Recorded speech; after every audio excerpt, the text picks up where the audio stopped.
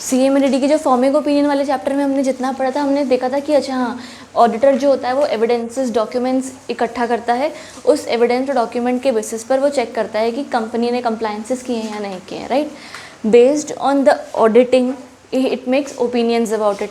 अब वो ओपिनियन की ओपिनियन राइटिंग होती है और वो इवेंचुअली आपका ऑडिट रिपोर्ट के अंदर इंटीग्रेट होके जाता है कि आपका जो रिपोर्ट बनता है, आपकी जो ऑडिट रिपोर्ट है, आपके जो डॉक्यूमेंट्स हैं या कंपनी के कंप्लायंसेस हैं वो किस तरीके से हैं। अगर कंपनी अच्छे कंप्लायंसेस करती है तो तुम्हारा वो क्या रिपोर्ट जाती है, नॉन मॉडिफाइड, है ना, non modified clean report, non qualified report जाती है कि सब कुछ उसने कंप्लाई किया है। हाँ, और अगर उसने कंप्लायंसेस नहीं करे हैं या कोई प्रॉब्लम है तो आपकी मॉडिफाइड रिपोर्ट जाती है, जिसके अगेन 3 पार्ट्स हैं। मॉडिफाइड के अंदर तुम्हारा पहला वो क्वालिफाइड वाली रिपोर्ट जाती है जिसमें उसने कुछ स्पेसिफिक नॉन कंप्लायंस किए हों, एडवर्स जाती है, और उसके अलावा डिस्क्लेमर ऑफ ओपिनियन जाता है, राइट। इन बेसिस के हिसाब से आप ये बताते हो कि हाँ कंपनी क्या कंप्लायंस कर रही है, क्या नहीं कर रही है, क्या प्रोविजंस है, क्या नॉन प्रोविजंस है, सब कुछ, राइट।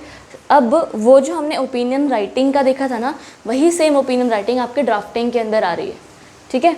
तो सिमिलर पैरेलल्स पे चैप्टर है, एक बार आप रीड करोगे ना हमको समझ में आएगा। सिमिलर लाइंस पर चैप्टर बात कर रहा है, बस यहाँ पर है ना थोड़ी सी बात घुमा घुमा के करिए, और इवेंचुअली आपको थियोरेटिकल बेस वही आने वाला है कि प्रोसेस क्या है, और ओपिनियन राइटिंग अगर आपको कोई दे दी तो वो कर दोगे आप, ठीक है। तो फटाफट से ना हम चैप्टर, हाँ स्पीड वाला ही है, फटाफट सा ही है, कुछ खास नहीं है इसमें। ड्राफ्टिंग लिख देते, कितना साफ हो गया ना, मेरे को लिखने का मन नहीं कर रहा। फिर लिख देते।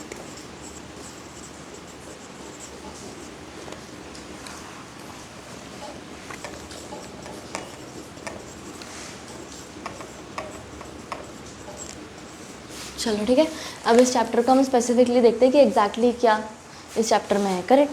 तो पहला तुम्हारा अभी उन्होंने बोला some of the common purposes for which legal opinion are sought are as follows.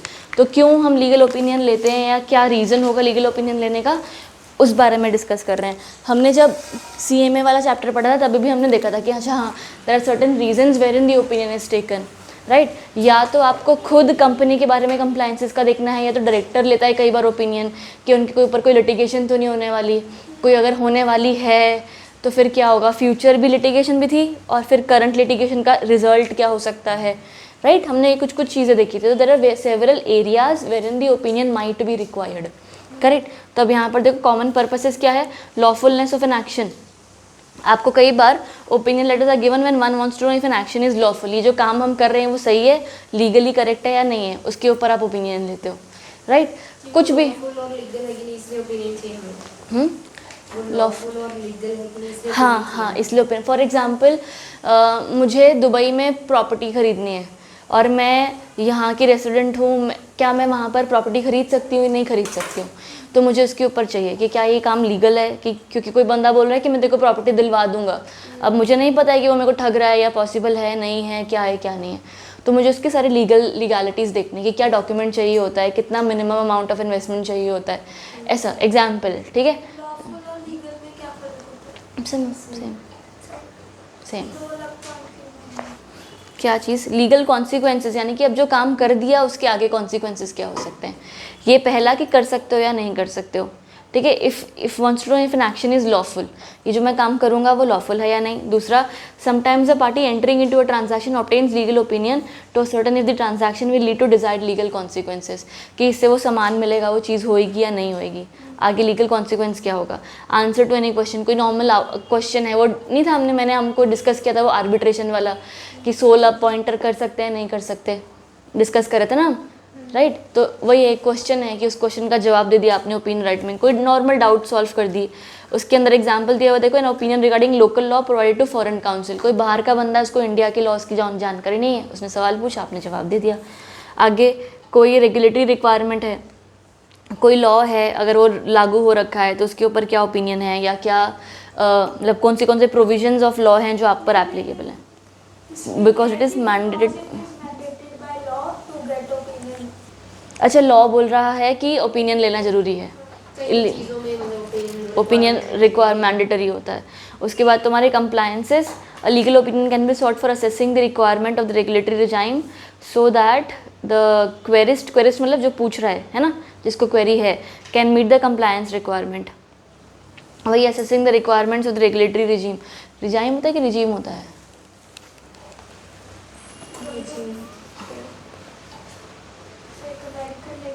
Regime. वही for assessing the requirements of the regulatory regime, पता नहीं कि भाई ये कंप्लायंस करनी ज़रूरत है या नहीं ज़रूरत है, आप पे ऊपर ये कंप्लायंस लागू हो रही है कि नहीं। उसके अलावा प्रोटेक्टिव शील्ड, कि कई बार ये हो जाता है कि आपको एक कोई एरिया में कोई एक्सपर्ट ओपिनियन लेते हो so that you get a better clear picture of the same thing. इसके अलावा डिज़ाइन टू मिसलीड। अब ये जो पॉइंट है ना, थोड़ा सा कॉन्ट्ररी बात कर रहा है। क्या होता है, मान लो ना मुझे कहीं पर कोई इन्वेस्टमेंट या कुछ काम मुझे कुछ काम करना है, कोई कंप्लायंस है, ठीक है। अब मेरा मन नहीं है कि वो कंप्लायंस मैं करूँ, ठीक है। मैंने अभी जयश्री को पूछा तो वो बोली नहीं ज़रूरी है, बहुत ज़्यादा मैंडेटरी ज़रूरी है। जिया ने बोला नहीं मैंडेटरी है। कृष्ण ने बोला अरे नहीं मैम चलेगा तो इट्स ओके, आप पेनल्टी भर देना, इतनी सी वो आ जाएगी। मुझे यही चाहिए था। I wanted somebody to tell me कि नहीं भरो तो चलेगा, नहीं करो वो कंप्लायंस तो चलेगा। तो आप कई बार बहुत सारे लोगों को पूछते हो ताकि आपको वो एक बंदा मिल जाए जो आपकी वो वाली बात बोल रहा है जो आपको सुननी है। That is design to mislead. आया, एक बार रीड करो। Sometimes promoters of unscrupulous schemes obtain as many opinions from different experts as is possible and use the one which is favourable.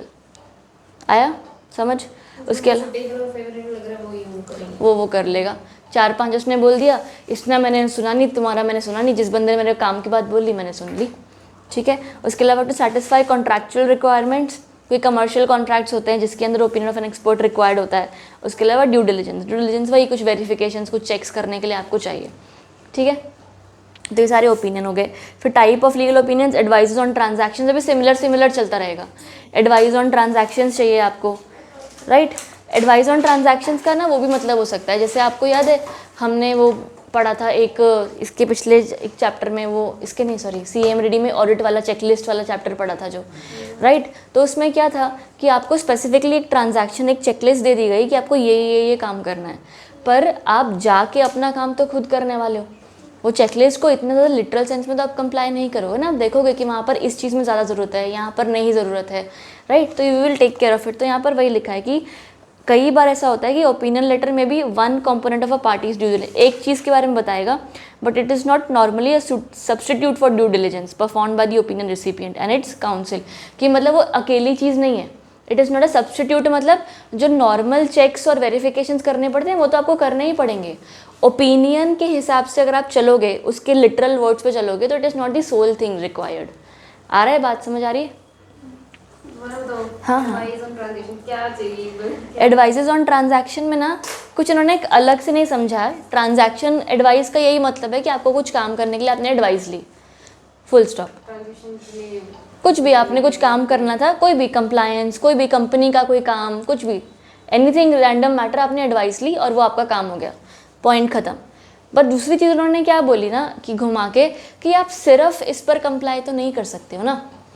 कोई ट्रांजैक्शन तुझे करना है या कोई कहीं पर तुम्हें जाके ऑडिट करना है फॉर एग्जांपल, ठीक है, तो एंटायर किताब में जो चेकलिस्ट दी है उसके हिसाब से तो नहीं चलेगी।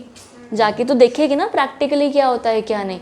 जाके तुझे पता लगा कि ये वाली चेकलिस्ट की ये चीज़ तो यहाँ पर काम की नहीं है, कुछ और है जो मुझे ज़्यादा ध्यान देना पड़ेगा, तो वो करेगी, राइट। तो checklist is not the entire thing और it is not the entire substitute for your दिमाग लगा के वेरिफिकेशन करना, राइट।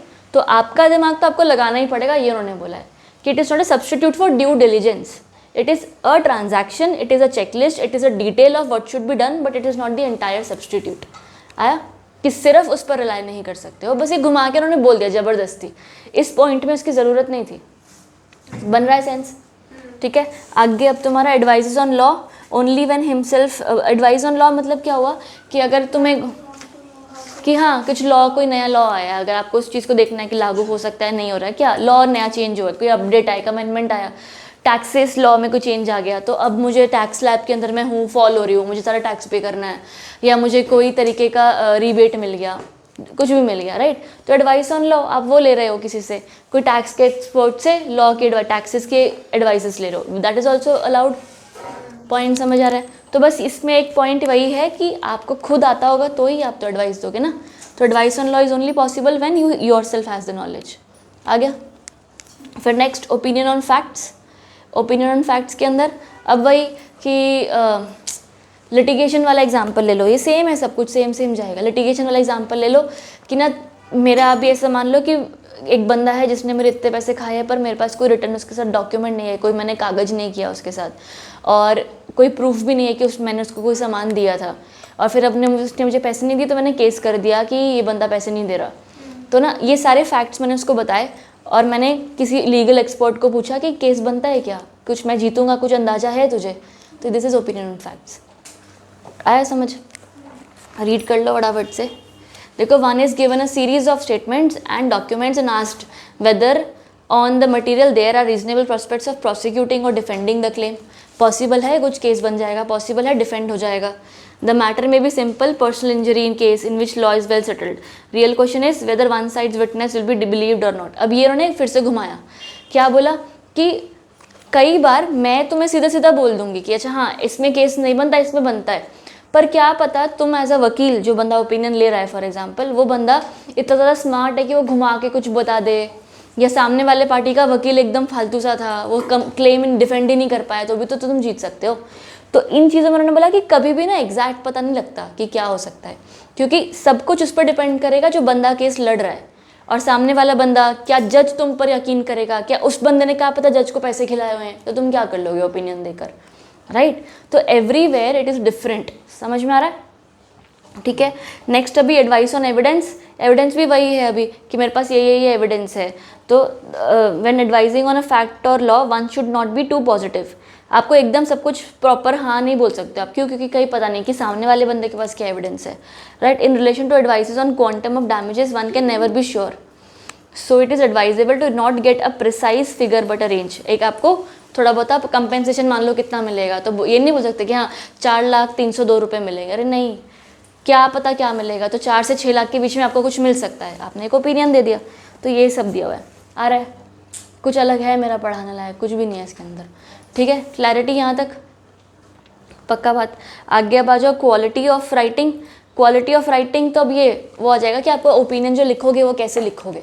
तो पहला उसमें primary purpose of legal opinion is to communicate the advice to इधर अ लेमन। उस बंदे को नहीं पता है तभी वो तुमको पूछ रहा है ना। अब तुम भी अंदर सारा लॉ और लीगल और प्रोविजंस और सेक्शन अंडर सबसेक्शन दिस और रेड विद दिस करके कर दोगे तो अगले को तो फिर नहीं समझ में आएगा। तो of course use the language which is free of jargons, legal clauses, see use simple English. ठीक है, प्लेन इंग्लिश वर्ड यूज़ करो वेर एवर पॉसिबल। वो भी लिखा है अगले में, क्लीन रखो, ऐसे ज़्यादा कोमा कुमा घुमा घुमा के नीदर नॉर देर फिर मत करो, सीधा बता दो बात क्या है। उसके बाद तुम्हारी clarity of expression through planning and thought. मतलब तुम्हें जो अगर कोई बात बोलनी है, अब फॉर एग्जांपल मैं अगर तुम्हें कोई पॉइंट समझा रही हूँ तो I usually what do I do कि मैं शुरू से तुम्हें समझाने की कोशिश करती हूँ। तुम्हारा कोई डाउट होता है तो तुम कुछ चीज़ तुमको पता होती है, येट आई मतलब make you explain that again. ये क्यों चीज़ है? क्योंकि आई क्रिएट अ स्ट्रक्चर कि भाई यहाँ से इन्फॉर्मेशन फ्लो हो रही है, तुम्हारी कनेक्शन बनेगा, राइट? तो आपको ना हर बार एक स्ट्रक्चर्ड रखना पड़ेगा कि आपको थ्रू आउट करना पड़ेगा प्रोसेस कि आपको एग्जैक्टली बोलना क्या है। आप ऐसे बोल रहे हो जा सकते हैं लेकिन मेरे को लगता है नहीं जाना चाहिए, पर अगर चले भी गए तो कुछ बात नहीं, तो ये क्या बात हुई, राइट? तो व्हाट इज़ दिस कि आपने खुद उस बंदे को और कंफ्यूज कर दिया जो ऑलरेडी कंफ्यूज था। तो अपने जवाबों के अंदर अगर तुमको एंड रिजल्ट है तुम्हारा कि चले जाओ, तो तुमको उसी तरीके से अपना स्ट्रक्चर करना पड़ेगा जवाब। तो बस वही लिखा है कि clarity of expression can only be achieve through thorough planning होना चाहिए, thorough planning and thought. Any legal opinion will be conveying a particular point, but the point will inevitably need to be broken down into sections. हर चीज़ को अलग अलग टुकड़े करके आप समझा दो। आया? आगे clarity of legal writing also requires conciseness. Conciseness मतलब छोटा छोटा, ठीक है? वही प्रॉपरली कम तरीके से कम शब्दों में ऐसे गाथा नहीं गानी पूरी, प्रॉपर बता दो उस बंदे को जो चाहिए। यहाँ तक ठीक है? आगे अब तुम्हारा form and elements of the opinion letter. अब जो वो लेटर बनेगा उसको बनाने का वो फॉर्मेट दिया हुआ है छोटा मोटा। पहला तुम्हारे ये समझना था कि ये समझना है। हाँ अच्छा, ये चलो कोई बात नहीं, ये भी हो जाएगा। ये अभी ना ये वाली जो चीज़ें हैं ना, ये तुझे सीधे क्वेश्चन आंसर नहीं आएगा इसका। ये एक फॉर्मेट है जो तुम्हें फॉलो करना है जब तुम ओपिनियन राइटिंग करोगे। तो अगर तुझे ये समझ नहीं आता तो कोई प्रॉब्लम नहीं है, हम इसके बेसिस पर बस ओपिनियन राइटिंग करने वाले हैं। हाँ मेरी इसमें से ओपिनियन वो राइटिंग आती है क्या आता है? Opinion Drafting writing। आती है। राइटिंग रहती है। और क्योंकि मैम सीन ये है कि ये जो फॉर्म्स एंड एलिमेंट्स है ना, इसमें से इन्हें एक पॉइंट देता है, ये बीच में से उठा के कुछ भी Reliance on certificate of public option इसके बारे में लिखा है। ये कैसे भैया कुछ पता ही नहीं था क्या लिखा था इसमें, कुछ उठा के अंदर से दे देते थे। ना वो करते तो वही हैं, अचानक से ही कुछ बना देते हैं। ड्राफ्टिंग का हुआ स्टार्टिंग में, टाइटल नॉन ऑपरेटिव। टाइटल था पहले तो। फर्स्ट तुम टाइटल लिखोगे डेट प्लेस वाला, नहीं वो गंदे गंदे वर्ड थे। टेस्टेटस अबेंडम टेस्टामेटरी वाला सब रहा कुछ, टेस्टिमोनियम, और क्या था, कवनेंट्स थे, नाम का टेस्ट ले रही और क्या था, बस ऑपरेटिव पार्ट में। पहले स्टार्टिंग आता था को रिसाइटल वाला, उसके बाद डेट टाइम हो गया और उसके तीसरे नंबर सिग्नेचर और होता है एक्चुअली। वो तो लास्ट में ना। फिर ऑपरेटिव पार्ट आता था, ऑपरेटिव पार्ट में भी ऐसे कुछ होता है। चार चीजें होती हैं। तो मैं तीसरी भूल गया ना। चार चीजें टेस्ट उसमें ऑपरेटिव में। अगर ऑपरेटिव थी तो अभी तो नॉन ऑपरेटिव हो गया। ऑपरेटिव पार्ट में 4 चीज़ें कौन सी थी? टेस्टेटम, टेस्टिमोनियम, टेस्टिमोनियम अगले में है। टेस्टिमोनियम तो सिग्नेचर वाले में है, हाँ। टेस्टेटम था, एक हेबेंडम था, रैंडम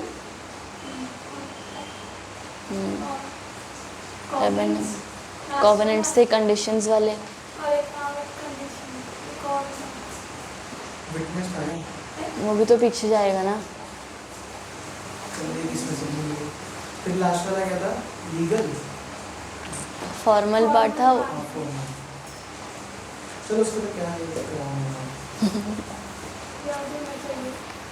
चलो कोई ना, वो करते हैं अब, ये ख़त्म करते हैं यार, ये फटाफट ना चैप्टर थोड़ा, नहीं तो खिंच जाएगा तो ये ख़त्म नहीं होगा फिर। एक्सेप्शन एंड रिजर्वेशन हैं? अच्छा वहाँ, मैं यहाँ देख रही हूँ कि कहाँ पढ़ रही है। चलो इंट्रोडक्टरी मैटर्स आते हैं, है ना, बढ़िया। पहला अभी title, of course it should be entitled opinion और advice and contain the title of the case in the heading. Proper आपने वही समझा दिया कि भाई इस चीज़ का ओपिनियन है मेरा। फिर डेट आ गई, एड्रेसेस आ गई। एड्रेसेस मतलब जिसको एड्रेस करने वाले हो, उसमें डिपेंड करेगा। कंपनी है तो उस हिसाब से बात करोगे, कोई नॉर्मल इंसान है जो लीगल ओपिनियन ले रहा है उस हिसाब से बात करोगे। तो डिपेंडिंग अपॉन द एड्रेस ही आपका पूरा ड्राफ्ट बनेगा। आप किसी बहुत बड़े कंपनी के कोई बहुत बड़े CFO को कोई एडवाइस दे रहे हो तो आप ऐसा लेमन लैंग्वेज में तब नहीं लिख सकते, आपको प्रॉपर अच्छी प्रोफेशनल इंग्लिश लिखनी पड़ेगी, राइट। तो एड्रेस ही विल डिटरमाइन कि आपका आगे जाके कैसे होने वाला है। फिर अब तुम्हारा as a matter of prudence however many professionals include a sentence at the conclusion of the opinion letter. एक ये लेटर है। अब है ना, इस चीज़ को ध्यान में रखो क्या कि तुमने अगर ओपिनियन दिया और उस ओपिनियन के भरोसे पे उस सामने वाले बंदे ने कोई एक्शन लिया या नहीं लिया, राइट, तो तुम्हारे लग जाएंगे। अगर कुछ गलत हो गया तो लास्ट में क्या लिखोगे? डिस्क्लेमर सा कि भाई जो भी मैं बोल रहा हूँ वो मेरी बेस्ट ऑफ नॉलेज पर है, कल को कुछ होता है तो मैं जिम्मेदार नहीं हूँ। वो लीग क्या था? मैनेजमेंट रिपोर्ट पता नहीं क्या था लास्ट में लिखा। हाँ इसमें ऑडिटर्स रिस्पांसिबिलिटी स्टेटमेंट। हाँ, तो अब ये पढ़ लेते। The opinion set forth herein are rendered solely for your use in connection with the above transaction and may not be relied upon, delivered to और quoted by any other person और for any other purpose without the prior written consent. आप यही ओपिनियन को कहीं और use मत करना, दैट इज़ नॉट अलाउड। आया? सेट है। उसके बाद तुम्हारा इंट्रोडक्शन। तो फर्स्ट पैराग्राफ में अब तुम क्या करोगे प्रॉपर, अगर मान लो तुम्हें ओपिनियन चाहिए कि हमें IPO रेस करना है तो मुझे बता दो कि क्या करना चाहिए, राइट। तो तुम्हें प्रॉपर दिया जाएगा कि अच्छा हाँ, अगर आप IPO रेस करना है तो आपने क्या लिस्टिंग वाले ICDR वाले सारे रेगुलेशंस फॉलो किए हैं, क्या आपका कंपनी लॉ में ये सारे कंप्लायंसेस हैं, क्या आपने डिपॉजिटर्स को पेमेंट करी है, क्या आपने कोई रिडम्पशन जो है वो कर दिया है, वो सारी कुछ रैंडम चीज़ें होंगी, राइट, जो चीज़ों का ध्यान रखा जाएगा। तो आपका पहले यही आएगा कि पहले हिस्ट्री की फर्स्ट पैराग्राफ में आप ये देखोगे, serves as introduction to the legal opinion laying out the salient facts and the expert and what the expert has been asked to advise about.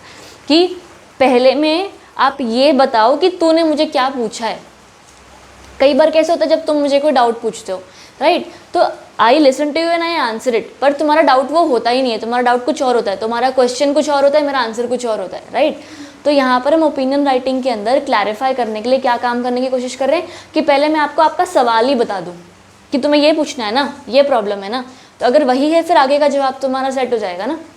Point समझ में आया? तो पहले वो कर दिया। If the querist a person who seeks the opinion is himself confused, अब वो खुद कंफ्यूज है, होता ना कई बार जब तुम सवाल पूछते हो तो तुम्हें नहीं पता होता कि तुम्हें क्या पूछना है, राइट। तो तुम खुद उसको सजेस्ट करो, ये बात हो रही है, यहाँ पे प्रॉब्लम आ रही है, क्या दिक्कत है बता, ऐसे करके।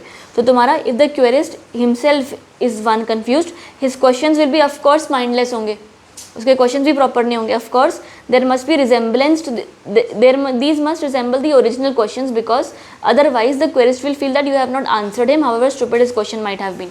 अब अगर उस बंदे ने कोई सवाल पूछा है, अगला तुम्हें पैसे दे रहा है ना, तो उसने जो भी सवाल पूछा उसका तुम्हें जवाब देना होगा।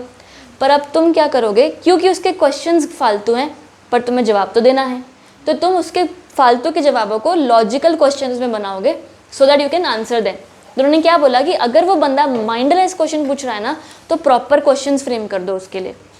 बट ऑफ कोर्स वो जो प्रॉपर क्वेश्चंस तुमने फ्रेम किए हैं वो क्वेश्चंस और ओरिजिनल क्वेश्चंस रिजेंबल करने चाहिए आपस में, नहीं तो उसको लगेगा कि तुमने उसकी बातों का जवाब नहीं दिया, सवालों का जवाब नहीं दिया। आया?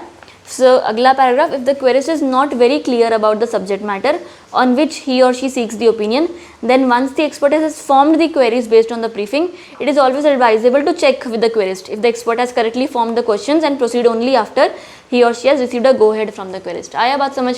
यही सवाल है ना, सवाल पूछ लिया फिर जवाब तो मैंने देना ही है, राइट। तो उसके बाद आगे बढ़ जाओगे पूछने के बाद। If it is not done there it is possibility that कल को ओपिनियन जब डिलीवर हुआ तो वो प्रॉपर नहीं होगा। आ गया?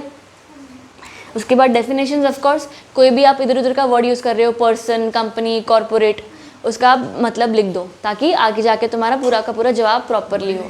हाँ ये ड्राफ्टिंग का तरीका बता रहे हैं ना? हाँ, ये ड्राफ्टिंग का फॉर्मेट बता रहे ना। पहला तुमने टाइटल लिखा, टाइटल के बाद इंट्रोडक्शन लिखा, डेफिनेशंस लिख दो। डेफिनेशंस लिखने के बाद तुम्हारे understanding the facts of the case, अब तुम case facts of the case को समझाओ कि भाई क्या प्रॉब्लम है क्या नहीं। ठीक है, रीड करते हैं इसको भी। The first rule is to always to commence the opinion by setting out the facts that have been given और presumed from the instructions given, right. कि भाई ऐसा ऐसा है कि तुम्हारी कंपनी का इस वक्त नेटवर्थ इतना है, नेट प्रॉफिट इतना है, उस हिसाब से तुम ये मुझे पूछना चाहते हो कि कंपनी इस टाइम कितना डिविडेंड देगी, राइट। तुम सारे फैक्ट्स उसी के सामने इकट्ठे करके रख दो कि तूने मुझे ये बताया है और उस हिसाब से मैं सोच रहा हूँ कि तेरी लिक्विडिटी सही होगी। पॉइंट समझ में आ रहा है? तो आप, कितनी अच्छी खुशबू आ रही है ना। क्या बोल रहे हैं अंडरस्टैंडिंग फैक्ट्स में क्या? अंडरस्टैंडिंग फैक्ट्स में आप ये बता दोगे कि एग्जैक्टली ये तूने मुझे बातें बताई है ना, मैं ही तुम्हें बता दूँ कि देख, for example you wanted to know whether the company should declare dividend example, right. So if that is the case तो मैं तुझे बताऊंगी कि देख तूने मुझे अपनी फाइनेंशियल स्टेटमेंट्स दी थी ना, उस हिसाब से मैंने ये चीज़ें डिराइव की हैं कि तेरा नेटवर्थ इतना आता है, तेरा डेट इक्विटी रेशियो एग्जांपल ले रही हूँ सिर्फ, इतना आ रहा है, तेरा ये वाला फाइनेंशियल पोजीशन है एक्सेट्रा। और from the financial statements I presume that you have good liquidity because you have this much amount of cash flows and cash balances, right. तो I state your facts in front of you कि मैं इन data के हिसाब से तेरे को opinion देने वाली हूँ। आया समझ? तो अगर कभी उस डेटा में ही प्रॉब्लम होगी तो वहाँ पर भी पॉइंट आउट कर सकती है कि नहीं मेरा कैश बैलेंस इतना नहीं है, आपने 1 0 ज़्यादा डाला है। आ रहा है बात? क्लैरिटी है यहाँ तक? तो तुम फैक्ट्स ऑफ द केस उसको समझा दोगे कि भाई ये चीज़ें हैं, राइट। ठीक है, सही है। तो उसमें तुम सही है ही पूछोगे वहाँ पर भी कि येस और नो क्वेश्चन आंसर हो जाएगा। यही फैक्ट्स है ना, अगर फैक्ट्स हैं तो हाँ, नहीं है तो बता। इतना कुछ वो है नहीं जितना उन्होंने यहाँ पर करा हुआ है तुमको, ये थियोरेटिकल है, बाकी लिखोगे तो ऐसे सीधा ही आ जाएगा लेटर जैसा। यहाँ तक ठीक है? रीड किया फर्स्ट पैराग्राफ। उसके बाद तुम्हारा आगे क्या दिया है? The advantage of listing down the facts is that if the ultimate conclusion is wrong और इनअप्रोप्रिएट होगा। इनअपोजिट क्या होता है? वहाँ पे क्या लिखा है? Inappropriate because the facts are wrong. ठीक है, the fault will be that of the client for giving the wrong data or at least the error may be revealed by the failure of the client or solicitor to adopt opinions of true facts. कि अगर ऐसा कुछ पता लग गया तो तुम्हारा पता लग जाएगा ना एग्जैक्टली कि क्या पंगा है। आ रहा है ऐसा वर्ड? कोई हैं ये चीज़ पता नहीं है। इन अपोजिट हो भी, ओपोजिट भी नहीं। नया वोकैबुलरी बढ़ गई जैसे सही बोला एक ऐड हो गया। एक गिफ्ट करना तुम्हें हाँ बोलूँगी मैं, the way of celebrating this birthday is in opposite. Sentence formation खड़ी हो जाऊंगी जाके ऐसे करके। ठीक है,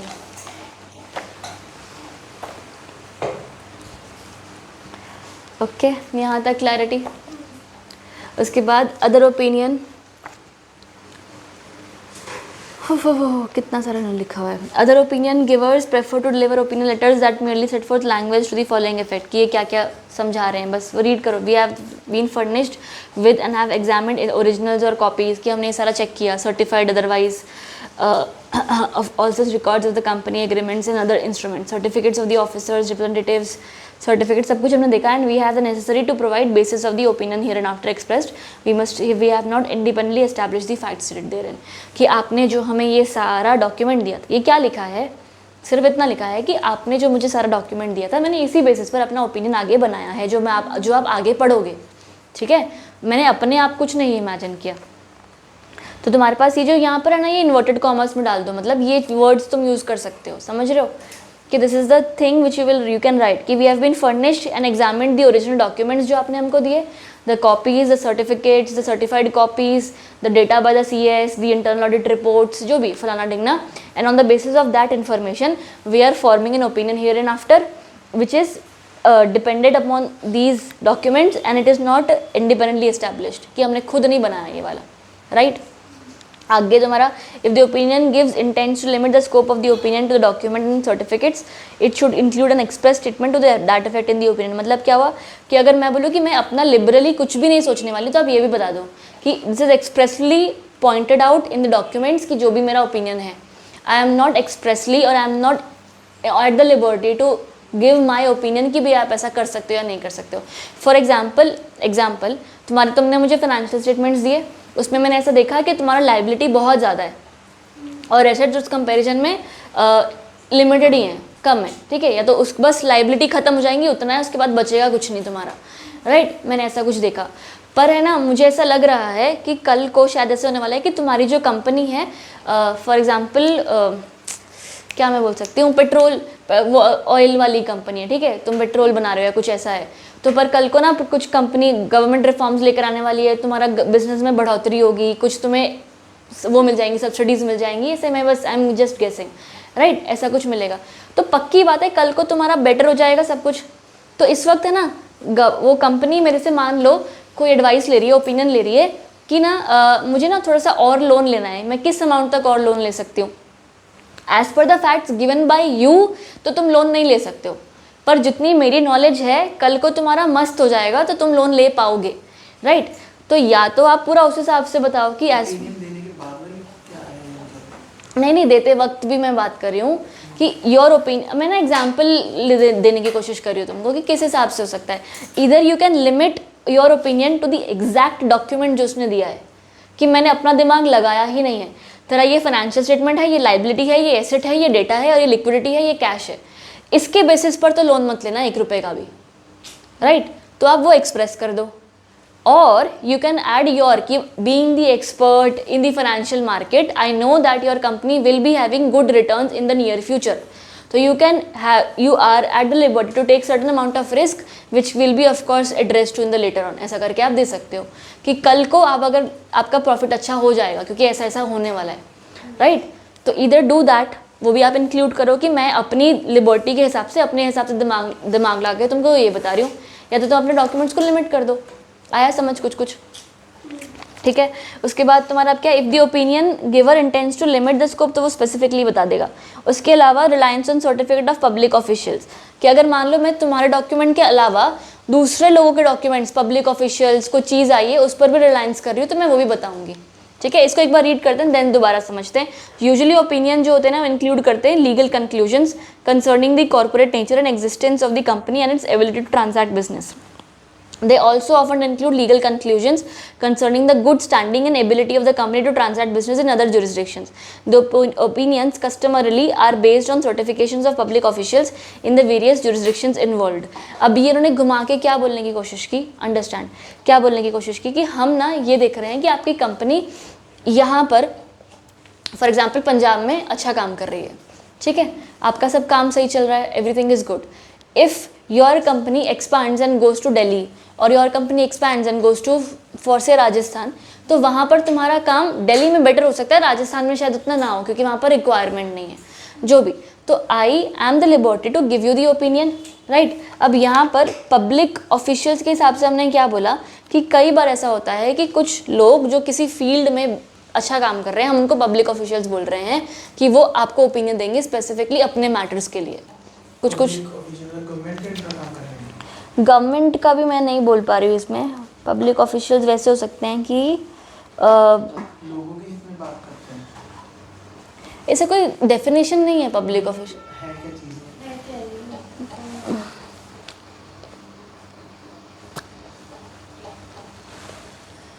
एक सेकेंड रुको. Legal conclusions concerning the corporate nature and existence of the company and its ability to transact business. ठीक है. Sovereign include legal conclusions concerning good standing of the company. ठीक है. पब्लिक ऑफिशियल्स तो ऐसे यहाँ पर कुछ एक्सप्लेन नहीं किया ना कि पब्लिक ऑफिशियल का डेफिनेशन क्या है. यही आएगा, इसमें कुछ समझ नहीं आ रहा है. ड्राफ्ट बनाना है क्या होता है?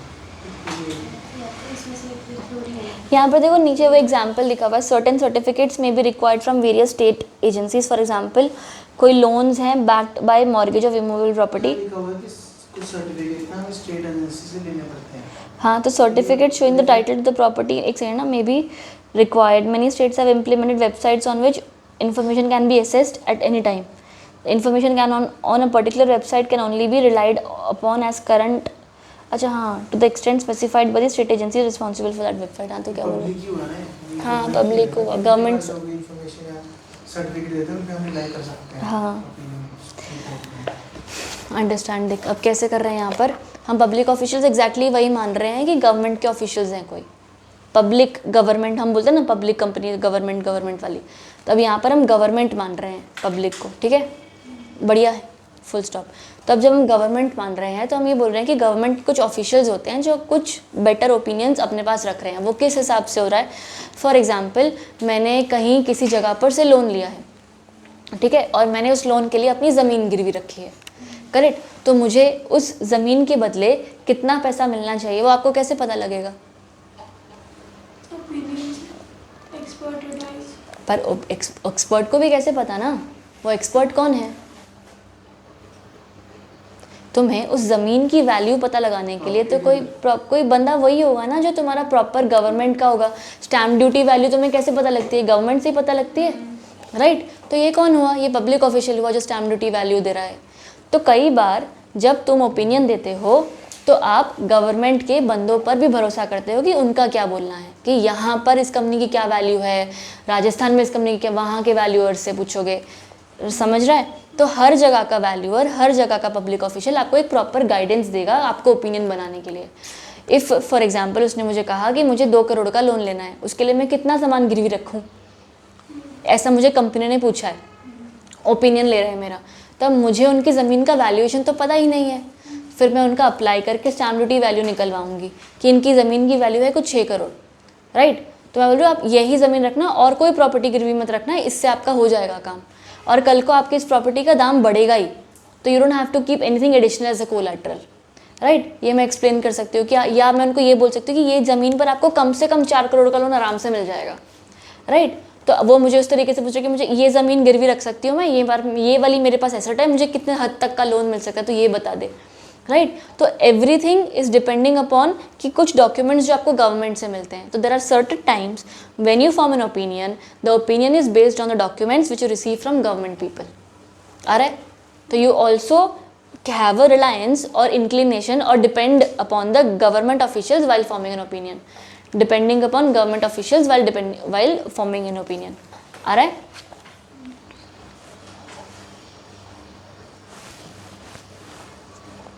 ठीक है, इसमें जो एग्जाम्पल दिया है ना, वो इस एग्जाम्पल वैसा दिया है कि मान लो मुझे तुम्हें लोन देना है, आया बात समझ, मुझे तुम्हें लोन देना है, मुझे समझ नहीं आ रहा है कि तुमको जो मेरे को लोन देना है वो किस हद तक पैसा देना चाहिए, और जो तुमने डॉक्यूमेंट मुझे पास रखा है as document of title of Assam land, वो क्या वो डॉक्यूमेंट नकली तो नहीं है। आया, हर कागज़ पर कुछ रजिस्टर्ड नंबर, कुछ रजिस्ट्रार का नंबर, कुछ लिखा होगा कि वो जगह कहाँ रजिस्टर हुई थी, सब कुछ। तो मैं वो डॉक्यूमेंट की ऑथेंटिसिटी चेक करने के लिए रजिस्ट्रार के पास जा सकती हूँ, पब्लिक ऑफिशियल, कि पता लग जाए कि सच में इस डॉक्यूमेंट के पीछे जो टाइटल है, जो एसेट है, जो बैक्ड बाय है, वो क्या प्रॉपर है या नहीं है, राइट। तो to check the title also you can go to a government official. आ रहा है, पक्की बात है। आगे अभी उसके अलावा ऑफिसर सर्टिफिकेट्स है ना, ये है कि कंपनीज जब कोई आपको सर्टिफिकेट देती है, ठीक है, तो या तो वो डॉक्यूमेंट साइन करके देगी कि अच्छा ऐसा ऐसा है, पर है ना उस डॉक्यूमेंट का इतना ऑथेंटिसिटी नहीं होगी। पर अगर उस पर उसने थप्पा लगा दिया सर्टिफाइड कॉपी है, ये प्रॉपर है, हमारी ही है, तो सर्टिफाइड कॉपी की प्रॉपर हमने पढ़ा है ना, सर्टिफाइड कॉपीज भी कुछ होता है, तो बस उसका एक बेटर आपका वो मिल जाएगा कि रिलायंस बेटर हो जाएगा उस पर, कि आपको उस पर भरोसा कर सकते हो, rather than any random letter it is a certified copy.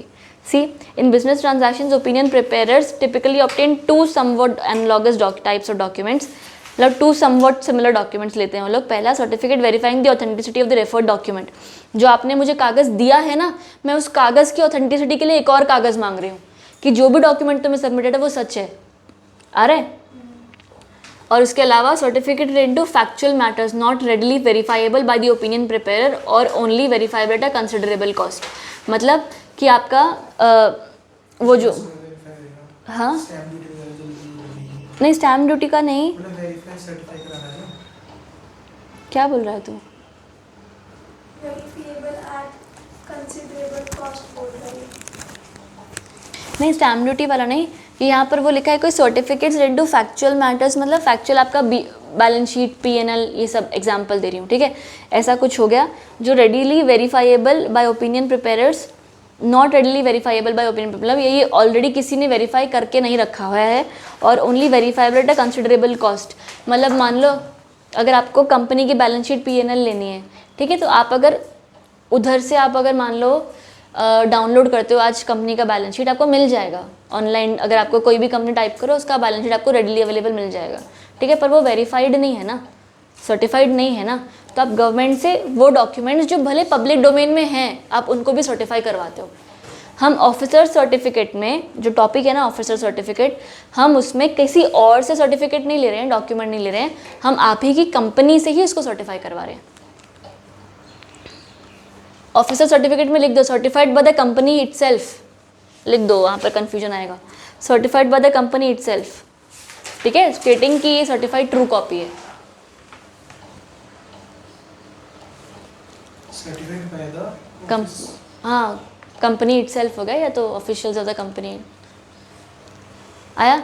तो अब उसमें आपसे जब मैं कंपनी से डॉक्यूमेंट लेती हूँ तो दो टाइप के, कि एक जो तुमने मुझे कागज़ दिया है वो सही है, दूसरा जो कागज़ मैंने पब्लिक डोमेन से उठाया है उसको सर्टिफाई करके दो कि ये सही है।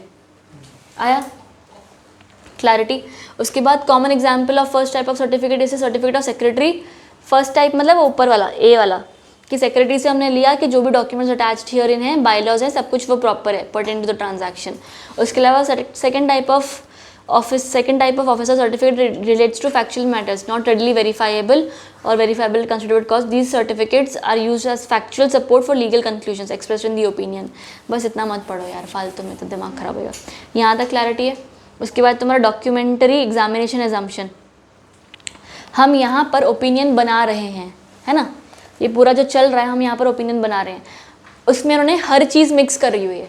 पहला तुमको बताया कि ओपिनियन बनाते टाइम पर तुम्हें लिखना क्या है, वो इंट्रोडक्शन सा था, सबसे पहले टाइटल, फिर उसने बोला इंट्रोडक्शन सा लिखो, फिर इंट्रोडक्शन के बाद उसने बोला डेफिनेशंस लिख दो, उसके बाद तुम उससे ही बता दो कि मुझे क्या फैक्ट समझ में आए, ताकि अगर फैक्ट समझ में गलती हुई है तो आगे बढ़े ही ना, राइट, वो वहीं पर ही बात क्लियर हो जाए, फैक्ट समझ में आया क्या नहीं आया। उसके अलावा उसने बोला कि अगर आप स्पेसिफिकली जब ओपिनियन, अब यहाँ पर लोग उल्टा घूम गए कि अगर आप ओपिनियन बना रहे हो तो आप ये चीज़ों पर रिलाई कर सकते हो। पहला सर्टिफिकेट फ्रॉम पब्लिक ऑफिशियल्स, दूसरा certificate from the company itself, right. ये दोनों चीज़ें हो गई। Then you have documentary examination assumption, कि अब वापस ये लोग ऑन ट्रैक आए कि आप दूसरा उसके बाद क्या देते हो। तो number opinion givers customarily assume that the signature on all the documents examined are genuine and that the copies of the document examined conform to the originals and that such documents are binding on the other parties, कि जो भी आपने document दिया है अब मैं वो check तो करने जाऊंगी नहीं कि फॉर्जरी हुई है या नहीं हुई है, राइट। तो I am making an opinion depending on the assumption that the document is correct और signed by the correct person, right. आ रहा है, रीडिंग है ये सारा चैप्टर। उसके अलावा research and relevant case laws, उसके अलावा जब आपको ओपिनियन बनाने होते हैं तो आप क्या करते हो, रेलिवेंट केस लॉस को रिसर्च करते हो। ये रिसर्च क्यों करते हो आप, ताकि अगर मान लो इसी मैटर में कुछ ऑलरेडी केस आ चुका है या डिसीजन हो चुका है तो आपको पता लग जाए कि क्या होने वाला है, राइट। तो ये लोग ने पॉइंट नंबर 1 2 3 4 तक सही था। 4th पॉइंट के बाद ये लोग घूम गए और बोलने लगे कि यहाँ से हम डेटा ले सकते हैं।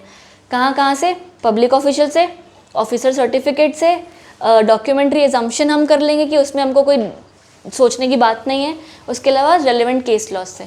आ रहा है, फिर तुम्हारा अब तुम फाइनली ओपिनियन एक्सप्रेस करोगे, 6th पॉइंट आया।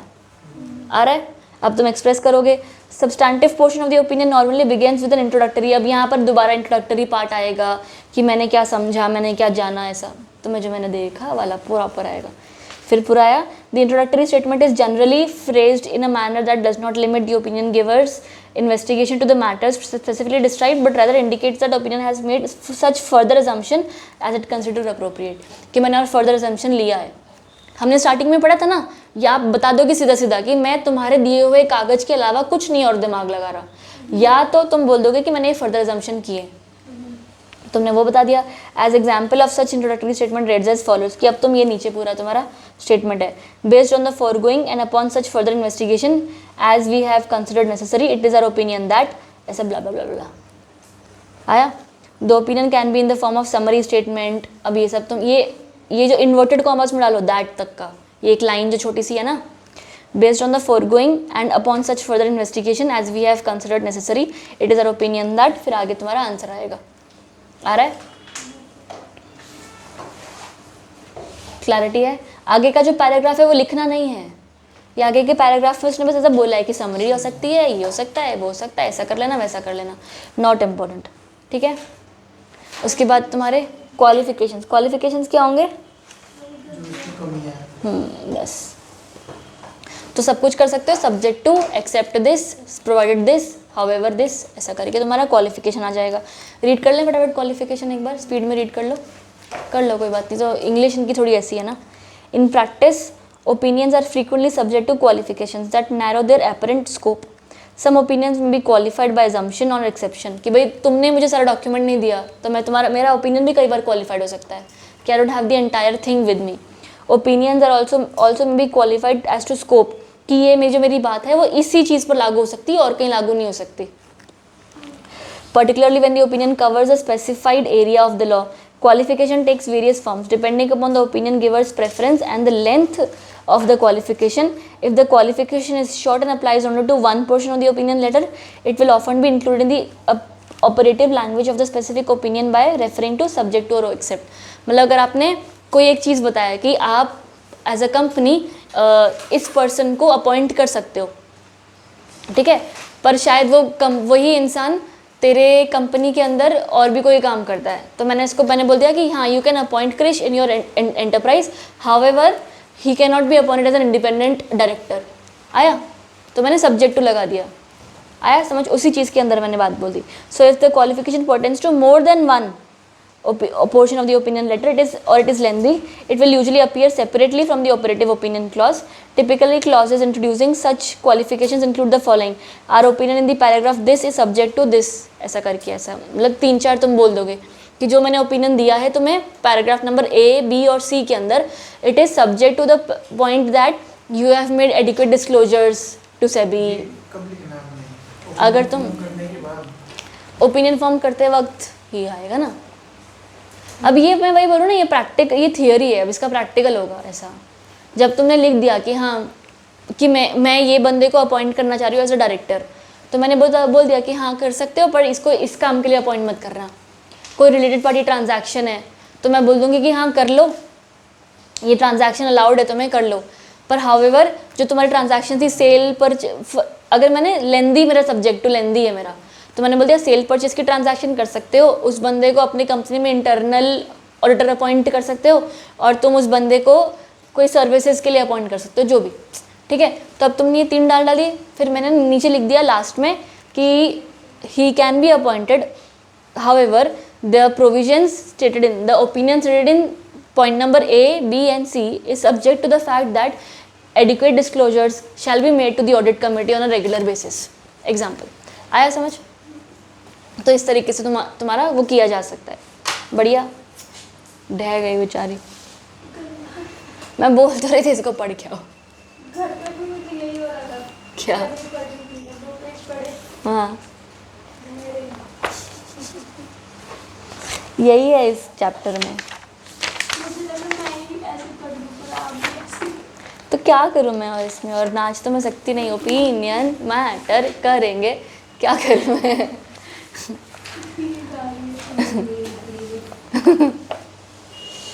सो जाते हैं सारे 1-1 घंटा, बारिश खत्म हो गई।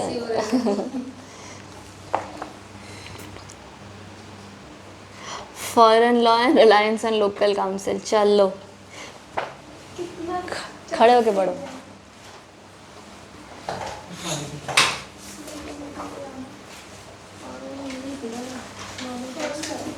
सब नॉर्मल ही है आज। हाँ, पॉज कर दिया इसको। बंद तो नहीं हो जाएगी? हो गई तो हो गई। ठीक, कहाँ छोड़ा था हमने?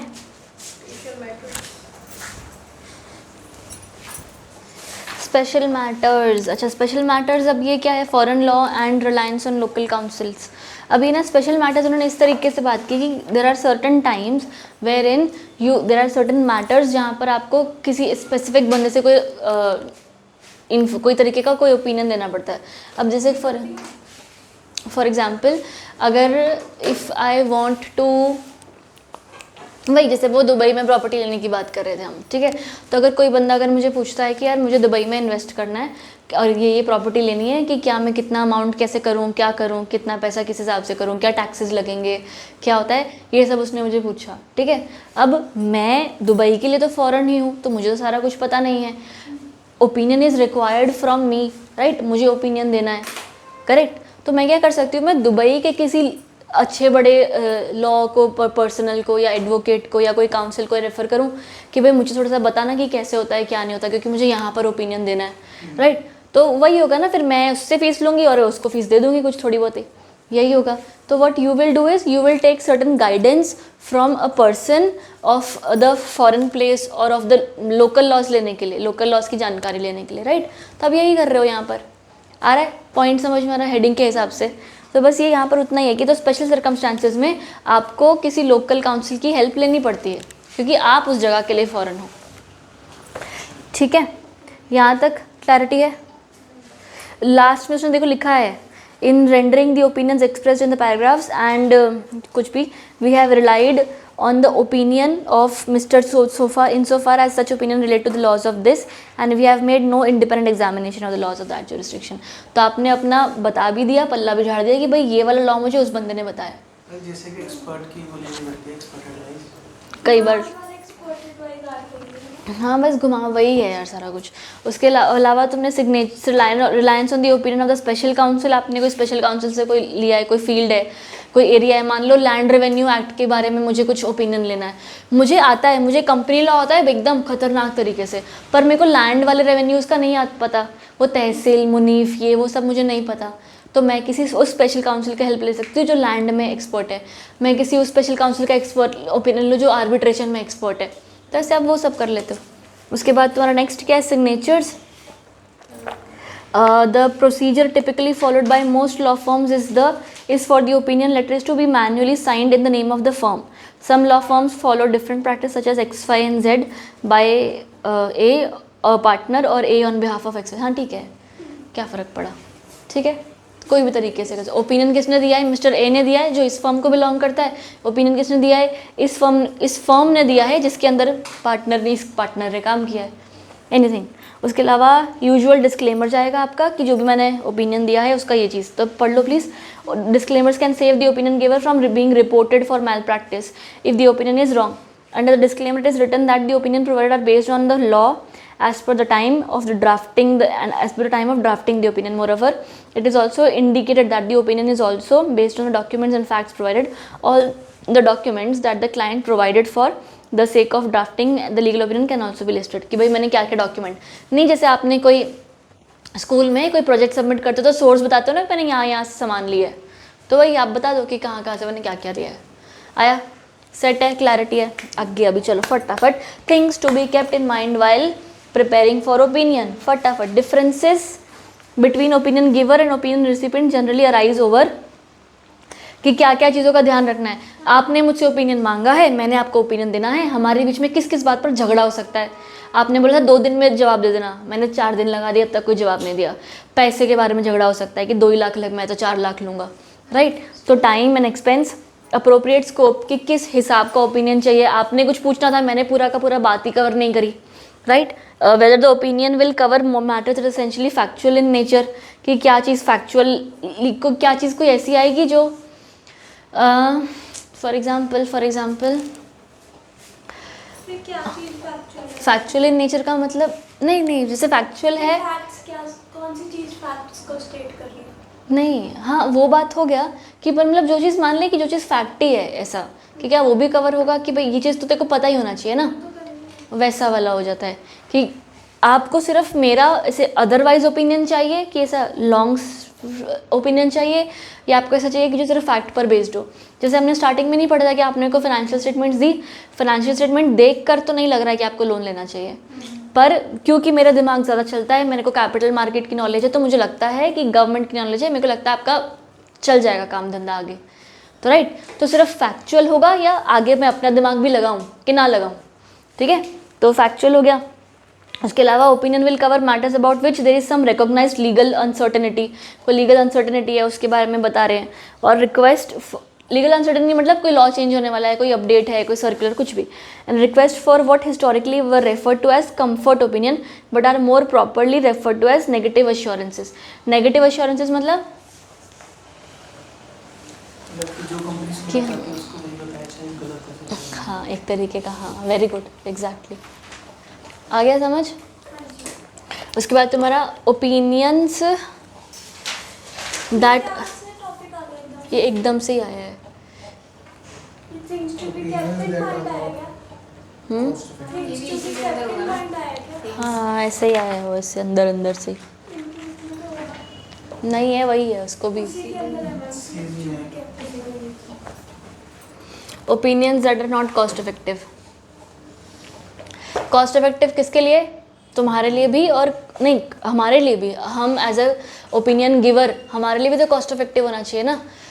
मैं तुमसे पैसे ले रही हूँ, मेरे को यहाँ से सोर्स करना है कुछ, मुझे किसी और इंसान को कुछ पूछना है, मुझे दुबई वाले बंदे को कोई पैसे देने हैं, तो जितना मेरा खर्चा लग रहा है तुम्हारा ओपिनियन बनाने में, उतना पैसा तो तुम मुझे दे ही नहीं रहे हो, राइट। तो वो भी कॉस्ट इफेक्टिव दोनों तरफ से होना चाहिए, ओपिनियन देने वाले के लिए भी और लेने वाले के लिए भी। वो बंदा जो ओपिनियन तुमसे ले रहा है, वो बंदा भी तो प्रॉपर पैसे देखेगा ना, कि भाई कितना मेरे को लग रहे हैं पैसे, इतनी ये जानकारी दे रहा है जितने ये पैसे मांग रहा है मेरे से, राइट। तो कॉस्ट इफेक्टिव, मिसलीडिंग और ऐसा प्रॉपर होना चाहिए, नॉट इररेलेवेंट होना चाहिए, ठीक है, इररेलेवेंट नहीं होना चाहिए, समझ में आ रहा है। उसके अलावा इनअप्रोप्रिएट स्कोप, कि वही कि जो हमारा ओपिनियन था उसमें से तुम्हें क्या देना है, कि what is expected out of the opinion giver, समझ में आ रहा है, कि ओपिनियन किस बात पर था और तुमने क्या बात बता दी, ये क्या बात होगी, राइट। यहाँ तक क्लैरिटी है। आगे कंफर्मेशन ऑफ, ये पढ़ना है, ज़रूरत है अंदर, कि ऊपर से देख लो ना फटाफट से, तो समझ में आ जाएगा प्लीज़। ये ठीक है ना, opinion not as per subject second. हाँ,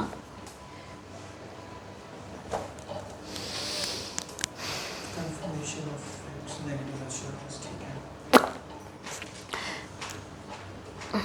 इसका मैम ध्यान क्या रखना है, इन चीज़ों को क्या ध्यान रखना है? कुछ नहीं है कि ओपिनियन कैसा मांगा है, वो लीगली जब तुम दोगे ना ओपिनियन तब की बात है। अभी तो हम खाली राइटिंग को है, फालतू चैप्टर है। कि नहीं है इसे। अब्बा जब्बा। Confirmation keep in mind cost effective का माइंड में रखो ना, लिखना नहीं. Keep in mind. I have kept it in my mind. I will keep it in my mind. Confirmation of facts. कुछ नहीं है इसमें, बता रहा हूँ आगे कर लो, कुछ नहीं है. कंफर्मेशन ऑफ फैक्ट्स में वैसे लिख दो एक चीज़ कि क्लियरली डिमार्केट कर दो कि क्या मैं फैक्ट के बारे में बता रहा हूँ लीगली और क्या मेरा ओपिनियन है कि तुम्हें क्या करना चाहिए. तो clearly demarcate laws and opinions. ठीक है, वो प्रॉपर डिमार्केट यानी कि क्लासीफाई, सेपरेट, क्लियरली स्टेट आगे है. क्या है facts, sorry legal provisions and opinions. बात क्या है और लीगल प्रोविजन है. ओपिनियंस. ऐसा मान लो तुमने सिर्फ अगर मान लो तुमने मेरे को बोला कि भाई हमारा ना धंधा बहुत कम चल रहा है, पैसा नहीं है, सब कुछ प्रॉपर नहीं है, मुझे समझ नहीं आ रहा कि कल को मुझे और कोई नया प्रोडक्ट लाइन शुरू करना है या ऐसा कुछ है तो क्या करना चाहिए ऐसे करके. तो मैंने भी बोल दिया हाँ धंधा तो बहुत, मार्केट बहुत ख़राब चल रही है, तुम्हारा पैसा बहुत सही नहीं लग रहा है, मुझे भी फाइनेंशियल पोजीशन भी यही बता रही है, कुछ नहीं है, क्या कर सकते हैं अभी, देखो क्या होता है. ये मैंने तुम्हें अपना ओपिनियन दे दिया, तो मारोगे नहीं मेरे मुंह पे ओपिनियन उस चीज़ को. ये क्या हुआ कि यहाँ पर मैंने तुम्हें कुछ वो तो बताया नहीं ना जो तुम्हें नहीं पता, राइट. तो अगर आप उसी इंसान को उसी के ही फैक्ट्स अलग भाषा में करके बता दोगे तो हाँ एक गलत चीज़ हो जाएगी ये. तो तुम्हें स्पेसिफिकली बताना होगा कि देख ये सारी चीज़ों में ये लीगल प्रोविज़न है कि तू ऐसा कर सकता है कि तू यहाँ से अभी स्टार्टअप कंपनीज़ के लिए प्रोविज़न चल रहे तो तू ऐसा करवा ले, ये कर ले, तू यहाँ से कोई सब्सिडीज़ अवेल कर ले, तू टेंडर में पार्टिसिपेट कर ले, कुछ भी. कि ये मेरे ओपिनियंस है, ये लीगैलिटीज़ हैं, ये प्रोविजंस हैं जो आपको मदद कर सकते हैं, उसमें मेरा ये ओपिनियन है. तो you have to specifically state what further, ऐसा add on to your answer ना. पॉइंट समझ में आ रहा है. जब तुम्हें क्वेश्चन आंसर पूछते तो तुम्हें क्वेश्चन ही लिख दोगे दोबारा तो तुम्हें उसके मार्क्स नहीं मिलेंगे ना भाई. किस्मत होती है तो मिल भी जाते हैं. ठीक है, यहाँ तक क्लैरिटी. उसके बाद opinion regarding issues of significant legal uncertainty. तो कोई सर्टन कंप्लायंस है जो आया तो बस ये फर्स्ट पैराग्राफ देख लो. If uncertainty extends only to one of the opinion expressed the question is frequently resolved by a qualification to that opinion. कोई अनसर्टेनिटी है तो उसमें कोई क्वालिफिकेशन डाल दो कि ऐसा कर सकते हो subject to this. The qualification में be a statement that the particular opinion does not cover the effect of certain law और मे आइडेंटिफाई द अनसर्टनिटी. मतलब क्या हुआ कि मैंने इसमें ये वाला कंप्लायंस कवर नहीं किया या मुझे नहीं पता इस चीज़ का अनसर्टनिटी है, या तो मैंने ये वाला अनसर्टनिटी यानी कि नॉन कंप्लायंस कवर नहीं किया है. समझ आ रहा है. एक लाइन में दो चीज़ें बताई है, समझो इस बात को कि यहाँ पर उसने बोला कि मान लो कोई लीगल अनसर्टनिटी है मेरे ओपिनियन देने में, क्योंकि मुझे इस लॉ में कोई क्लैरिफिकेशन ही नहीं है कि क्या होना चाहिए क्या नहीं होना चाहिए. आप लोग कई बार ऐसा नहीं करते हो, जो आप लोग तो चलो हम CS में पढ़ते हैं ना, नोटिफिकेशन आती है CS की कि क्लैरिफिकेशन होया है कि ऐसा नहीं ऐसा होना चाहिए, दिस मच अमाउंट होनी चाहिए. कई बार हम देखते हैं सर्कुलर आया है, नोटिफिकेशन आया है, राइट. वहाँ पर आपको क्या पता लगता है कि कोई लॉ है, कोई अनसर्टनिटी है, तो आप अपने ही ओपिनियन में उस अनसर्टनिटी को मेंशन करोगे कि यहाँ पर ये लॉ ही अनसर्टन है. तो आप पूरा मेंशन करोगे कि क्या कंप्लायंस करना चाहिए, ये क्लियर नहीं है, या तो what is the non compliance, ये क्लियर नहीं है.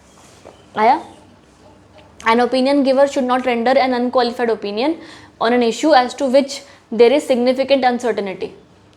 समझ में आ रहा ना. अनक्वालिफाइड ओपिनियन क्या होता था, क्लियर है एकदम प्रॉपर है, तो तुम अनक्वालिफाइड ओपिनियन नहीं दे सकते हो जहाँ पर सिग्निफिकेंट अनसर्टेनिटी है. तुम्हें खुद नहीं पता तो कैसे दोगे. सो it is if there is disagreement regarding the existence or degree of the legal uncertainty, compromises are sometimes reached in the form of reasoned opinion. दिया जाता है कि ऐसा किया जा सकता है मेरे हिसाब से by reasons of the fact that, क्योंकि लॉ ऐसा ऐसा बोल रहा है और ये पता नहीं है.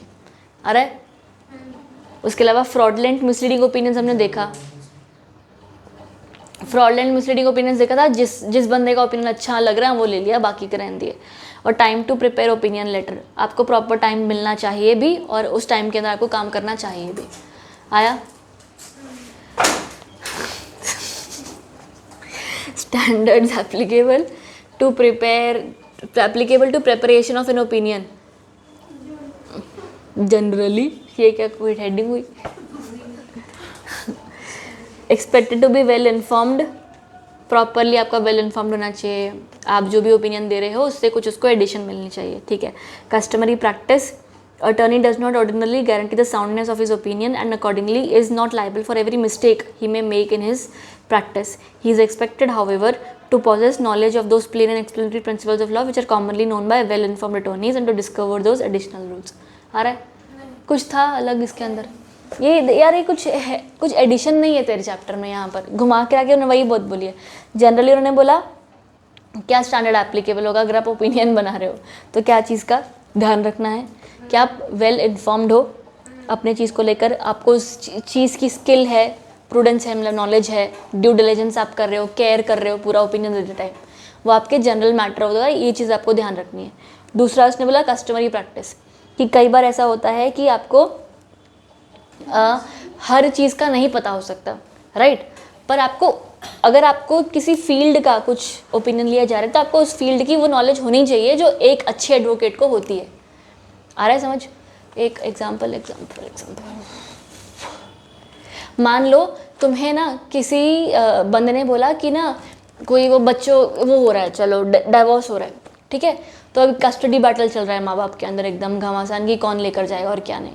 तो ना एक पेरेंट ने अपने ना चाइल्ड से एफिडेविट लिखवा लिया कि नहीं I want to stay with my mother example, और ऐसे ऐसे करके लिखवा लिया सारा कुछ, ठीक है, सब कुछ हो गया। अब जब मैंने एफिडेविट लिखवा दिया तो मैंने ना उस मतलब वो बंदे ने वकील को पूछा कि ये एफिडेविट है, इसमें कोई ओपिनियन है आपका, राइट, तो उसने बोला कि नहीं नहीं ऐसा नहीं वैसा लिखा होना चाहिए, ये नहीं वो लिखा होना चाहिए, ब्ला ब्ला ब्ला, सब कुछ हो गया, यहाँ तक डन है। उसने दूसरे वकील को पूछा कि इसमें बताओ, उस वकील ने क्या बताया, उस वकील ने बोला एफिडेविट बनवाया है आपने, कहते हैं हाँ, किससे बनवाया है, बच्चे से, बच्चा तो कितने साल का है, 13 ईयर्स का, तो एफिडेविट कैसे बनाएगा, वो माइनर है ना, तो एफिडेविट तो बना ही नहीं सकता। तो जो पिछला वाला वकील था उसको वो बेसिक नॉलेज नहीं थी कि एक एफिडेविट एक माइनर नहीं बना सकता। तो आपको हम ये नहीं बोल रहे हैं कि आपको एक एक चीज़ पता हो, पर एक बेसिक चीज़ जो एक बेसिक वकील को पता होना चाहिए वो तो आपको पता हो, right, that is it customary practice, की बेसिक आपको पता होना चाहिए कि basic custom, basic knowledge, basic requirement क्या है। आ रहा है? उसके बाद फ्रॉडलेंट और मिसलीडिंग ओपिनियन, चल यार जाने देते हैं ना, ये वाला बहुत हो जाता है बार बार। और ethical issues related to provisions of opinion to non clients. अब अगर आप किसी नॉन क्लाइंट को ओपिनियन लेटर दे रहे हो, should also consider ethical principles. Example पढ़ लो, एग्जाम्पल इसका खत्म हो जाएगा यार। The opinion giver's ethical obligation to maintain confidence to its client. He should decline to give legal opinion in such cases. मेरा क्लाइंट नहीं है, उसमें मेरे को कुछ पूछ रहा है तो मैं ठीक है ना यार, क्या कुछ भी बोल देता है, ऐसा नहीं करो, फिर आप मना कर दो, आप ओपिनियन मत दो उसको। आपका अगर वो क्लाइंट नहीं है, कोई और बंदा है कि भाई एक आधा ओपिनियन मांग रहा है, इधर make him your client, take money, proper letter करके तुम बना लो, या तो डोंट गिव दी ओपिनियन। आया? Company secretary auditing standards on opinion writing, ये रीड कर लेना, कुछ नहीं इसके अंदर, एक ही लाइन लिखी है। उसके बाद प्रोसेस, ये तो पता है, चलो आगे बढ़ जाएं। Materiality, prudence practice, third party report, ये पढ़ा है हमने ना।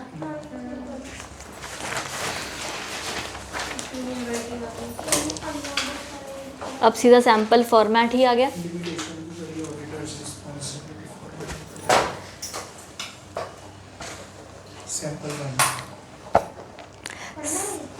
एक रीड कर लेते हैं।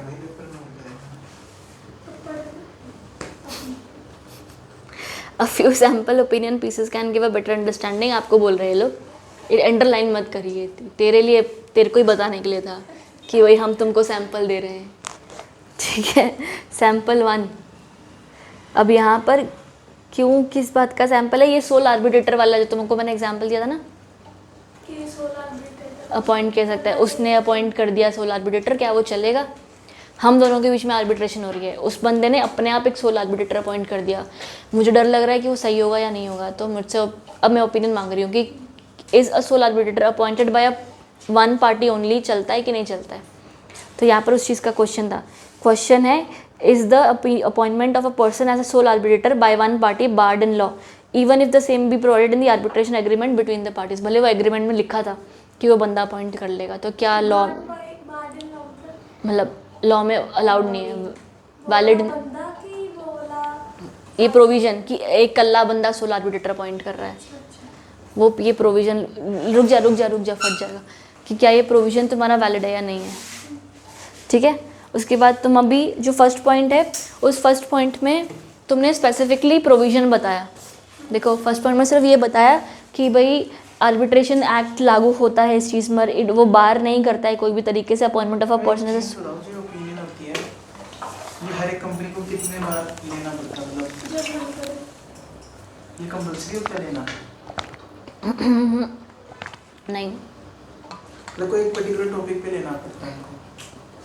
मैंने एक चीज नोटिस करी दवाई है ये जो- ओपिनियन में ना, जैसे हम ड्राफ्ट बनाते थे वो अलग होगा। ओपिनियन में मैंने ये चीज देखी कि कुछ भी याद है हमारे को उसकी नॉलेज होनी चाहिए। हाँ, Like ये बिना knowledge- arbitrator वाला हो गया, इसमें फिर नीचे एक और दे रखा है टैक्स से रिलेटेड, वो टैक्स नॉलेज नहीं है तो नहीं नहीं आएगा, तो हम लिख नहीं सकते। इसलिए बाकी चीज़ों को अच्छे से पढ़ो, क्योंकि नहीं पेपर में अगर इस मतलब और भी बहुत सारी चीज़ें पढ़ी होनी चाहिए तुमने।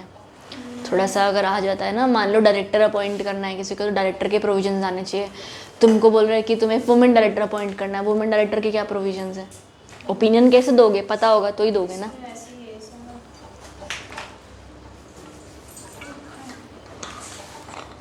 इसी में से आ जाए जो ऑप्शन दे रखे हैं सैंपल, उसमें से नहीं आएंगे। कहाँ आता है, आज तक आया है कभी ऐसा? अकाउंट में टैक्स में आया है कभी ऐसा? चलो पहला लिख लो। अब मैं जो बता रही हूँ ना, इतना ध्यान रखो। सैम्पल जो पहला तुम्हारा है ना सोल आर्बिट्रेटर वाला, उसमें फर्स्ट पॉइंट के बाजू में लिख दो ये इंट्रोडक्शन प्रोविजन है, कि पहले पॉइंट में तुम प्रोविजन को इंट्रोड्यूस कर रहे हो कि ये वाला एक्ट एप्लीकेबल होगा। हावे और ये एक्ट बार नहीं करता है ऐसा सोल आर्बिट्रेटर अपॉइंट करना by one person. However it places certain fetters on such appointment and these have further been elaborated by the supreme court, कि सुप्रीम कोर्ट ने इन चीज़ों पर और डिस्कशन किए हुए हैं, ऐसा ऐसा तुमने बताया। उसके बाद तुमने सेकेंड पॉइंट प्रॉपर प्रोविजन बता दिया। लिखो specific provision 12(3) of the act, arbitrator may be challenged only if ये वाले circumstances prevail that the give rights to justifiable doubts of his independence, he does not possess the specific qualification. ठीक है, आया? तो पहला तुमने इंट्रोडक्शन लिखा, दूसरा तुमने पूरा सेक्शन लिखा, थर्ड पॉइंट तुमने उस सेक्शन को एक्सप्लेन किया कि वो क्लॉज क्या बोल रहा है। क्यों? क्योंकि मैं जिसको ये ओपिनियन दे रही हूँ उसको लॉ पढ़ना आता है क्या? उसको नहीं आता होगा, राइट? तो थर्ड पॉइंट तुमने क्या किया? Explaining the provision.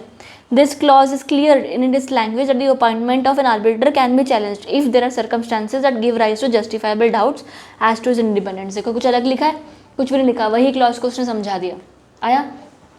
थर्ड, अब उसने एक केस मेंशन किया जहाँ पर यूनिलैटरल अपॉइंटमेंट ऑफ आर्बिट्रेटर के खिलाफ बात की गई थी। मैं आपको आपके हित में ओपिनियन देने की कोशिश कर रही हूँ ना, तो मैंने आपके लिए एक केस लॉ ढूंढा कि देखो ये केस लॉ बोलता है कि यूनिलैटरल अपॉइंटमेंट ऑफ आर्बिट्रेटर नहीं किया जा सकता। ठीक है, तो वो केस लॉ मेंशन किया, उसका ऑर्डर मेंशन किया, और फिफ्थ पॉइंट केस लॉ को एक्सप्लेन कर दिया। ठीक है, लास्टली कंक्लूजन में लिखा if the arbitrator clause provides for appointment of sole arbitrator by one of the parties, such arbitrator should be appointed with the consent of the other. However, if one party appoints a sole arbitrator and the other party does not object to it, it would be considered as a waiver and the appointment would be considered valid. A point to be kept in mind is that such an appointment should not be made by a person who himself is disentitled to act as a arbitrator under the provisions of this act. ठीक है, जो खुद नहीं कर सकता। Finally आपने एक disclaimer दे दिया कि the opinion expressed herein are given to you solely for your use and may not be relied upon by any other person or entity for any purpose whatsoever without any prior written consent. The opinion herein are provided as legal opinion only. अगर मेरा बीच का गलत हुआ कोई बात नहीं, और ये एंड वाला सही लिख दिया, फॉर्मेट से लिख दिया, तो स्टेप मार्किंग मिल जाएगा कुछ। बीच का तो नहीं आता है। हाँ, मोस्टली नहीं आता, कई बार हो भी सकता है आ जाए। मीटिंग के बारे में पूछ लिया, तुम्हें हल्का फुल्का पता है। इंडिपेंडेंट डायरेक्टर के बारे में पूछ लिया कि मैं इस बंदे को इंडिपेंडेंट डायरेक्टर अपॉइंट करना चाहती हूँ, फिर उसमें बोला कि उसने पिछले साल हमारे कंपनी में एज एन अकाउंटेंट अपॉइंटेड था वो, क्या मैं उस साल उसको इंडिपेंडेंट डायरेक्टर अपॉइंट कर सकती हूँ? फिर तुम बोलोगे नहीं, इंडिपेंडेंट डायरेक्टर के प्रोविजंस के हिसाब से वो कंपनी से इतने साल से रिलेटेड नहीं होना चाहिए, प्रीवियस एम्प्लॉयमेंट में होना चाहिए, उसका रिलेटिव एम्प्लॉयमेंट में होना चाहिए, फलाना ढिंगना। तुम कुछ तो लिख ही आओगे ना। ठीक है, फिर तुम वैसा मेंशन कर देना। अब केस लॉ तो तुम्हें याद नहीं होएगा, तो इन्हें रेलेवेंट केस लॉ करके मेंशन कराना अगर ज़बरदस्ती लिखना ही पड़ा तो। नहीं, एग्जांपल केस वाले ABC लिमिटेड, हाँ कर देना, क्या है। ABC लिमिटेड वैसे चलेगा तो नहीं, पर ठीक है, नहीं पता तो क्या करेंगे, क्योंकि नहीं पता होगा। लिख देना ना केस इतना कहना क्या वो कौन सा कैसे वो कौन सा चेक करने जा रहे हैं एबीसी लिमिटेड बस। नहीं नहीं, ऐसा नहीं कर सकते। अगर चेक कर लिया तो नेगेटिव फिर हो जाए, फिर कट देंगे, 0 मिल जाएगा ना यार। गलत तो नहीं लिख सकते ना यार। एग्जांपल लिख देंगे फॉर एग्जांपल। तो वो भी तो वही बोल रही थी पहले। बढ़िया। Conclusion, disclaimer. अब उसके अलावा तुम्हारा आई एडवाइज अकॉर्डिंगली और sincerely yours name and signature. सही। फिर तुम्हारा एक और केस स्टडी है। सिंसियरली नहीं होना चाहिए। पूरा केस स्टडी इसमें दे ही रखा है। हाँ, वॉज एक्टिंग एज दिस। चलेगा और सिंसियरली नहीं होना चाहिए। क्या पता, यहाँ पे तो यही लिखा है। इतना सारी जगह यही है। इतना प्यार। चलो, बाकी अभी एक और ओपिनियन है, ये पढ़ लोगे। एक दो और ओपिनियन है बस यहाँ पर।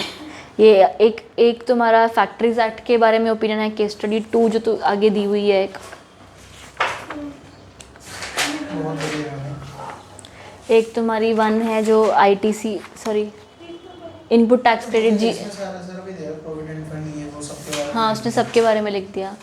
उसको तो देख के ही लिखना था ना। तो केस स्टडी 1 उसने लिखा GST के बारे में ओपिनियन मांगा था। केस स्टडी 2 उसने फैक्ट्रीज एक्ट के बारे में ओपिनियन मांगा था। खत्म। बस ये इतना बड़ा ही रखी है। ठीक है, बस एक फॉर्मेट याद रखना। फिर तुम्हारा डेट होगा, एड्रेस ही होंगे जिसको तुम ओपिनियन बता रहे हो, सब्जेक्ट मैटर लिखोगे, प्राइमरी वो क्वेश्चन मेंशन करोगे कि क्या है, फिर लॉ मेंशन करोगे, लॉ का एक्सप्लेनेशन करोगे, वो जो तुमने वहाँ पर लिखा था ना सैम्पल में, लॉ का, फिर केस लॉ मेंशन किया, केस लॉ एक्सप्लेन कर दिया, कंक्लूजन, डिस्क्लेमर, सिग्नेचर। ठीक है, सेट है। Control sincerely